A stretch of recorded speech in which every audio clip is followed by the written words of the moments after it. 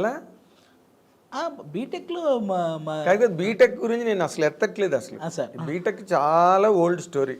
నువ్వు తర్వాత చాలా అచీవ్ చేసావు, జీవితం చాలా మలుపులు తిరిగిపోయింది, అదే సార్ చాలా సమున్నత స్థాయికి వచ్చావు.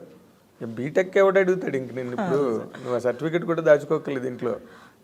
ఇప్పుడు నేను ప్రజెంట్ లైఫ్ నీకు ఒక క్రేజు, ఒక గ్లామరు, ఒక డిమాండు. మ్యాక్సిమం వాటి జోలికి వెళ్ళలేదు సార్. అందుకే కొంచెం ఈ వేలో కొంచెం సక్సెస్ అయ్యానేమో అనుకుంటున్నాను సార్. 100% అయ్యావు, కెరీర్లో అయ్యావు. మరి వాటికి కూడా దూరంగా ఉంటున్నాను, ప్రేమలు పెళ్ళిళ్ళకి అంటే ప్రేమలకైతే దూరంగా ఉన్నాను సార్, అంతే. పెళ్ళికి కాదు. పెళ్ళికి ఇంక ఇప్పుడే కాదని అనుకున్నాను సార్. ఎందుకంటే నాకంటే సీనియర్లు ఉన్నారు మా టీవీలోనే. అదే సుధీర్ ఉన్నాడు, ప్రదీప్ ఉన్నాడు. అంటే వాళ్ళు చేసుకోకుండా నేను చేసుకుని శబ్దం చేసావంట. అంతే సార్. శబ్దం చేసావు, ప్రమాణం చేసావు? ప్రమాణం ఏం లేదు సార్, మాకు ఒక సరదా డిస్కషన్ ఉంటుంది కదా సార్. వాళ్ళు ఎప్పుడైనా ఏరని ఇది ఎప్పుడంటే అన్న ఫస్ట్ మీరు చెప్పండి, మీరు నాకంటే పెద్దోళ్ళు, మీది అయ్యాక నేను చేసుకుంటాను. అసలు వాళ్ళది ఎందుకు వెళ్ళట్లేదు? ఏదో సుధీర్కి ఏదో లవ్ అఫేర్ ఉంది అంటున్నారు. అవన్నీ టీవీ పర్పస్ సార్.